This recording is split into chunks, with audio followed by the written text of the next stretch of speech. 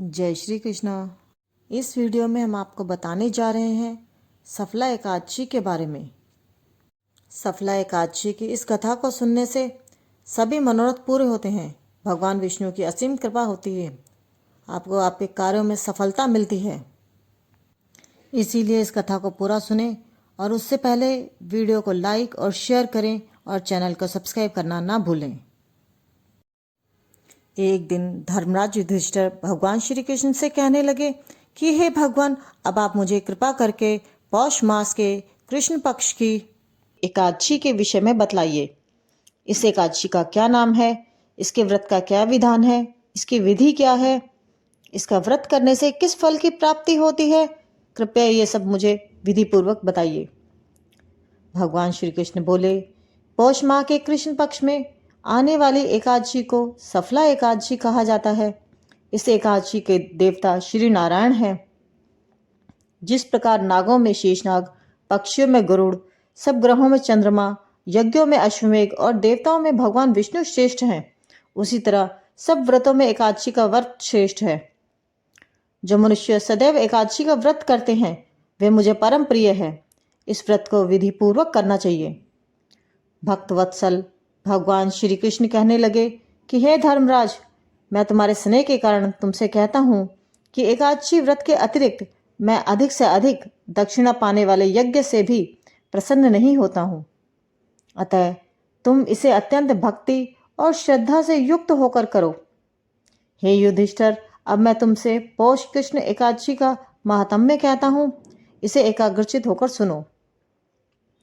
चंपावती नगरी में एक महिष्मान नाम का राजा राज्य करता था। उसके 4 पुत्र थे। उन सब में लुम्पक नाम वाला बड़ा राजपुत्र महापापी था। वह पापी सदा परस्त्री और वैश्यागमन तथा दूसरे बुरे कामों में अपने पिता का धन नष्ट किया करता था। वह सदैव ही देवता, ब्राह्मण, वैष्णवों की निंदा किया करता था। राजा को जब अपने बड़े पुत्र के ऐसे कुकर्मों का पता चला तो उन्होंने उसे अपने राज्य से निकाल दिया। तब वह विचारने लगा कि अब मैं कहाँ जाऊं, क्या करूं। अंत में उसने चोरी करने का निश्चय किया।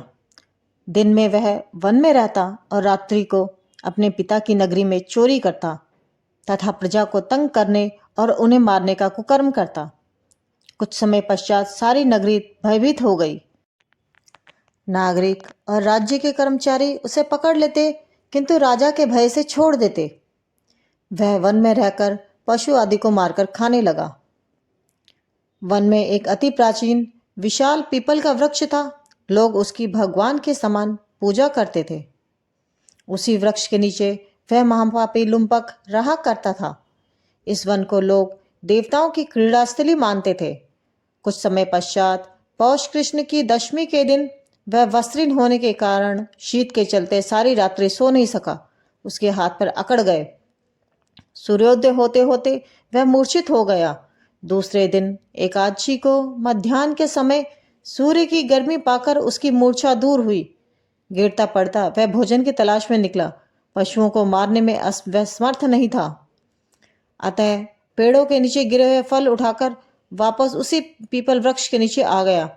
उस समय तक भगवान सूर्य अस्त हो चुके थे। वृक्ष के नीचे फल रखकर वह कहने लगा, हे भगवान, अब ये आपको ही अर्पण है, आप ही तृप्त हो जाइए।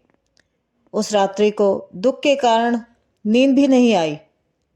उसके इस उपवास और जागरण से भगवान अत्यंत प्रसन्न हो गए और उसके सारे पाप नष्ट हो गए।